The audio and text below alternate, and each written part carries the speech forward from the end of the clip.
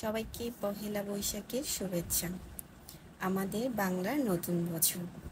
জানি এই ভিডিওটি ছাড়তে কিছুদিন লেট হয়ে যাবে, কিন্তু তারপরেও আমি আপনাদের সঙ্গে শেয়ার করব আমার পহেলা বৈশাখের দিন কিভাবে করে কেটেছিল।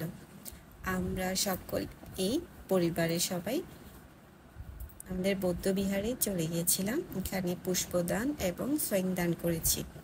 এটা আমাদের নন্দনকানন বৌদ্ধবিহার, অনেক ঐতিহ্যবাহী, শত বছরের পুরনো। যেহেতু বছরের প্রথম দিন, তাই একটু ভিড় বেশি ছিল। এখানে দেখেন আর্মি এসেছে। প্রত্যেক বছর পুলিশ থাকলেও এই বছর আর্মিও ছিল নিরাপত্তার জন্য, যেহেতু দেশে একটু পরিস্থিতি স্বাভাবিক নয়। আমরা বুদ্ধকে বন্দনা করে এরপর চলে যাব পঞ্চশীল গ্রহণ করতে। এই যে সবাই মিলে বসে পড়লাম। বছরের প্রথম দিন আমরা আমাদের ধর্ম নিয়ম অনুসারে ধর্মীয় নীতি মেনে চলে শুরু করছি, যেন আমাদের দেশের পৃথিবীর সবাই ভালো থাকে, সুস্থ থাকে, আমরাও ভালো থাকি, সুস্থ থাকি এবং নিরাপদে চলতে পারি। সবার জন্য মঙ্গল কামনা করছি। এটাই বুদ্ধির শিক্ষা। নিজে এবং অন্যকে যেন ভালো থাকা যায়, কারো ক্ষতি না করি এবং নিজের জন্য যেন নিজেরও কোনো ক্ষতি না হয়।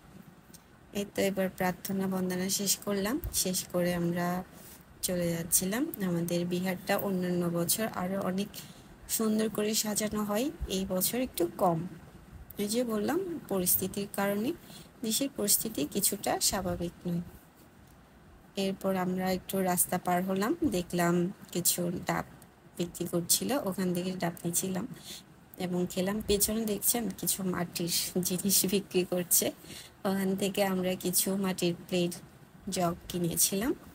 অনেক দিন ধরে একটা ভালো মাটির জগ খুঁজছিলাম, পাচ্ছিলাম না, সেই দিন পেয়ে গেলাম, নিয়ে নিলাম। সেই ভিডিওটা করা হয়নি, তাই আপনাদের সঙ্গে দেখাতে পারছি না। এই তো আমি এখানে দেখছিলাম। এবার বাসায় চলে আসছিলাম। বাসায় এখানে মিষ্টিগুলো ছিল হচ্ছে যে আমাদের প্রতিবেশীদেরকে দিচ্ছিলাম অল্প কিছু। এটা আমার ভাগিনা, এখানে সবাইকে শেয়ার করছিলাম যে যতটুকু সামর্থ্য ততটুকু। এখানে একটু আলু সেদ্ধ দেখা যাচ্ছে, যেহেতু পহেলা বৈশাখ অবশ্যই পান্তা ইলিশ তো খাবো, এটা একটা অনেকটা ট্রেডিশন হয়ে গিয়েছে। আমি এখানে আলু ভর্তা করেছিলাম, শুকনা মরিচটা হালকা টেলে নিয়ে আলু ভর্তা। এই যে এটা না, বাটনিটাও আজকে ওই গাড়িটা থেকেই কিনেছিলাম। অনেক ভালো একটা মানে ভর্তা করার জন্য প্লেটার পেলাম। আলু ভর্তাতে শুকনো মরিচ, পেঁয়াজ এবং লবণ। এই তো এটা খেতে খুব ভালো হয়েছিল, অনেক ঝাল ঝাল। আর পান্তা ভাতের সাথে বেশ ভালোভাবেই জমে গিয়েছিল। এখানে আমি আলুটা ভর্তা করে নিচ্ছি। এভাবে করে নিতে না খুব সুবিধা হয়। আমি বলছিলাম যে অনেক ভালো একটা জিনিস কিনেছিলাম, সে আমার হাজব্যান্ডকে, ও ছিল পাশে, সেই তো ভিডিওটা করে দিচ্ছিল। এই তো আলু ভর্তাটা তৈরি করে নিয়ে এখানে একটু সরিষার তেলও দিয়ে দিচ্ছি। আপনারা কে কে আলু ভর্তা খেতে পছন্দ করেন জানাবেন। সরিষার তেল, কাঁচা পেঁয়াজ, শুকনো মরিচ আর লবণ, আর বেশ করা পটেটো, ব্যাস। এরপরে একটু তেল দিয়ে নিচ্ছি। এখানে কি করব বলেন তো? ইলিশ মাছ ভাজি। সেই দেখে জিভে জল চলে আসছে, মনে হচ্ছে এখনই খাই।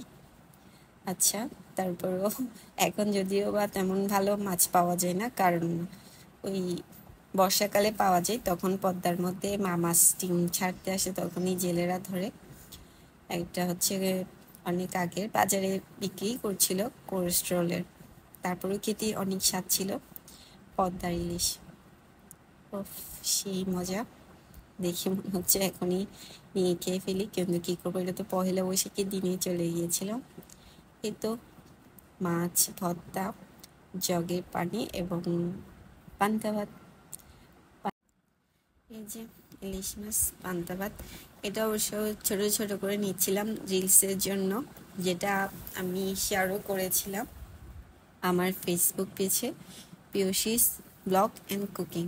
আপনারা যদি কেউ শুনে থাকেন তাহলে একটু গিয়ে চ্যানেলটা দেখবেন, যদিও তেমন গোছালোভাবে করতে পারছি না, তারপরেও চেষ্টা করছিলাম। এই যে ভাতটা বেড়ে নিচ্ছিলাম, দেখে মন চাচ্ছে এখনই খেয়ে নি।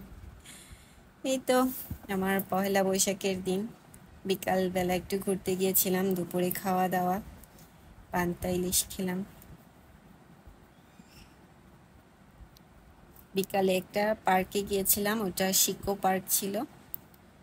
এই যে অনেক বিশাল, ওখানে সারাদিনেই ব্যস্ত এবং আনন্দময় কেটেছিল। সবাইকে অসংখ্য ধন্যবাদ।